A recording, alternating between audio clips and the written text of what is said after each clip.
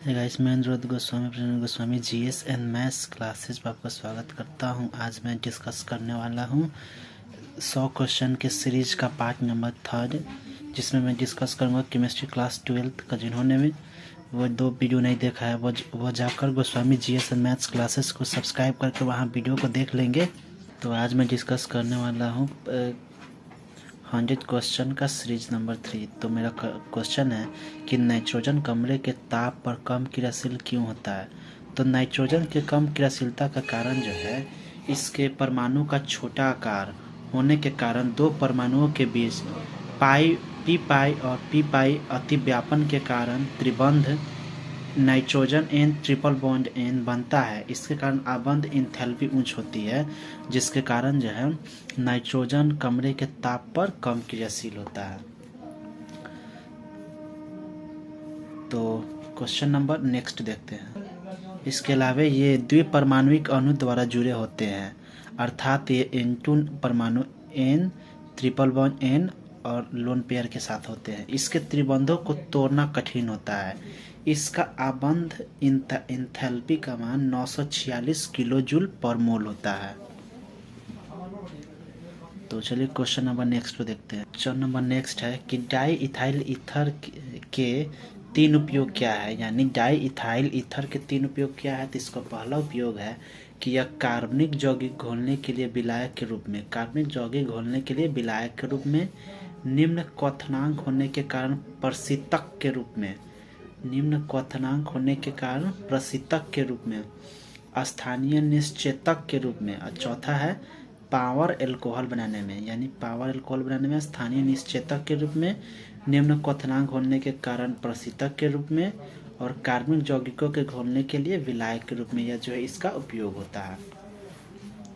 अब है difference. Phenol एवं एल्कोहल में अंतर स्पष्ट करें। यह अम्लीय होता है, जबकि यह जो है एल्कोहल उदासीन होता है। इसमें से फिनॉलिक गंध आती है, इसमें से मीठी गंध आती है। हैलोजन परिवार यह फेरिक क्लोराइड परीक्षण देता है, यह फेरिक क्लोराइड परीक्षण नहीं देता है। हैलोजन अम्ल के साथ क्रिया नहीं करता है, और यह हैलोजन अम्लों के साथ क्रिया करके एल्काइल हैलाइड बनाता है। यह लीवरमैन परीक्षण देता है, यह लीवरमैन परीक्षण नहीं देता है। यह ब्रोमीन जल से सफ़ेद अवक्षेप देता है, यह ब्रोमीन जल से सफ़ेद अवक्षेप नहीं देता है। यहाँ पर नहीं होगा, आप लोग इसको देख लेंगे। नहीं देता है, नहीं। ब्रोमीन जल से सफ़ेद अवक्षेप नहीं देता है।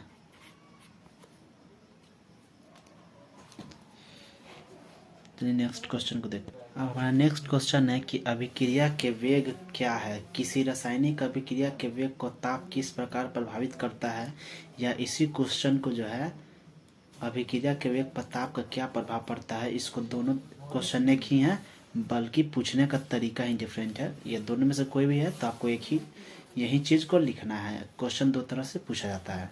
इकाई समय में क्रिया कारक की सांद्रता पर हुए परिवर्तन को अभिक्रिया का वेग कहते हैं। यानी इकाई समय में क्रिया कारक की सांद्रता पर हुए परिवर्तन को अभिक्रिया का वेग कहते हैं।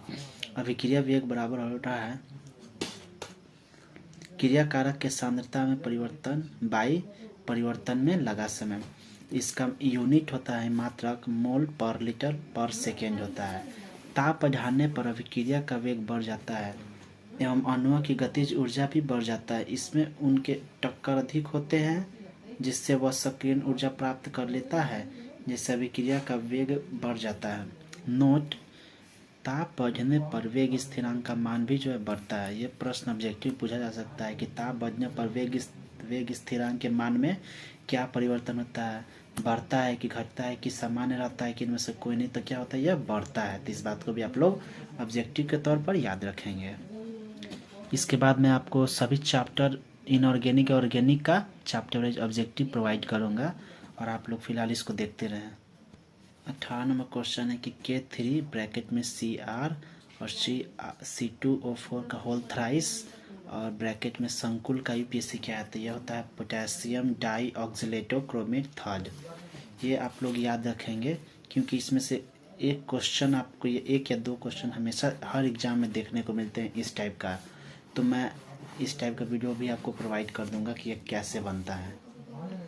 अब हमारा मोस्ट इम्पॉर्टेंट क्वेश्चन है कि फैराडे के ये क्वेश्चन, इसमें से कोई भी फर्स्ट नियम या सेकेंड रूल नियम जो है आपको एग्जाम में इस बार जरूर देखने को मिलेगा कि फैराडे का या तो फर्स्ट रूल नियम कह दे या सेकेंड कह दे, इस बार के एग्जाम में 2023 में आपको देखने को जरूर मिलेगा।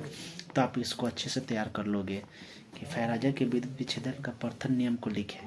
तो कि माइकल फैराडे ने सन 1833 में विद्युत अपघटन का गहन अध्ययन किया और प्राप्त परिणामों को दो नियमों के रूप में अभिव्यक्त किया।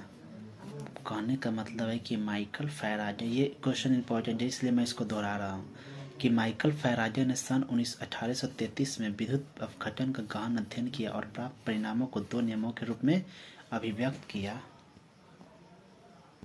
अकॉर्डिंग टू दिस रूल, इस नियम के अनुसार विद्युत अपघटन से किसी इलेक्ट्रोड पर मुक्त एकत्रित पदार्थ की मात्रा विलयन में प्रवाहित विद्युत आवेश के समानुपाती होता है। यानी विद्युत अपघटन से किसी इलेक्ट्रोड पर मुक्त एकत्रित पदार्थ की मात्रा विलयन में प्रवाहित विद्युत आवेश के समानुपाती होता है। यानी W is directly proportional to Q। तो W बराबर, ये प्रोपोर्शनल है, जो Z आता है तो ZQ, यानी Q बराबर IT होता है। यानी चार्ज बराबर धारा गुने समय, तो W बराबर ZIT हो जाएगा। तो यह बैटरी है, ये एनोड है, तो ये यहाँ पर W जो होता है अमाउंट ऑफ ट्रू सब्सटेंस, यहाँ पर Q चार्ज है, Z है इलेक्ट्रोकेमिकल इक्विवेलेंट, I है इलेक्ट्रिक करंट इन एम्पियर और T यहाँ पर टाइम है। प्रश्न है हमारा कि प्राथमिक सेल से आप क्या समझते हैं? वे सेल जिसमें रिडॉक्स अभिक्रिया केवल एक बार होती है अर्थात इन्हें पुनः चार्ज नहीं किया जा सकता है, प्राथमिक सेल कहलाता है। ये प्रयोग करने के कुछ समय पश्चात प्राथमिक सेल से आप क्या समझते हैं? तो वे सेल जिसमें रिडॉक्स अभिक्रिया केवल एक बार होती है अर्थात इन्हें पुनः चार्ज नहीं किया जा सकता है, तो प्राथमिक सेल कहलाता है। ये प्रयोग करने के कुछ समय पश्चात खराब हो जाता है। तो प्राथमिक सेल के एग्जाम्पल में ऑब्जेक्टिव के रूप में आपको पूछता है कि इनमें से कौन प्राथमिक सेल है, तो आप लोग इसके एग्जाम्पल को बेसिक तौर पर याद रखें क्योंकि ये बहुत ही इंपॉर्टेंट है। बस एक देखकर आपको एग्जाम्पल के रूप में पूछ लिया जाता है। तो प्राथमिक सेल के एग्जाम्पल है dry cell, Daniell cell, mercury cell और लेक्लांचे सेल, इसके एग्जाम्पल है। तो आप इसको अच्छे तरह से याद कर लेंगे। आज का हमारा लास्ट क्वेश्चन है कि टेफ्लॉन क्या है, इसके दो उपयोग लिखिए। इसको पॉली टेट्राफ्लोरोएथिलीन के नाम से भी जानते हैं। इसका उपयोग हो गया कि यह बहुत ही कठोर होता है, इस पर अम्ल एवं क्षार उष्मा का कोई प्रभाव नहीं पड़ता है, यह विद्युत धारा के कुचालक होता है। इसके अलावा गाड़ियों के पेंट की सुरक्षा के लिए गाड़ी के इंजन ब्लॉक में टेफ्लॉन निर्मित पिस्टल का उपयोग किया जाता है। यानी इसके बारे में स्टेटमेंट है कि इसको पॉली टेट्राफ्लोरो एथिलीन के नाम से भी जानते हैं। यह बहुत ही कठोर होता है, इस पर अम्ल में क्षार एवं उष्मा का कोई प्रभाव नहीं पड़ता है, यह विद्युत धारा का कुचालक होता है। इसका उपयोग हो गया तो गाड़ियों के पेंट के सुरक्षा के लिए गाड़ियों के इंजन ब्लॉक में टेफ्लॉन निर्मित पिस्टन का उपयोग होता है। तो ये गाइस हमारा वीडियो आपको अच्छा लगे तो प्लीज़ इसे लाइक, शेयर और हमारे channel Goswami GS and maths classes को सब्सक्राइब कर दें।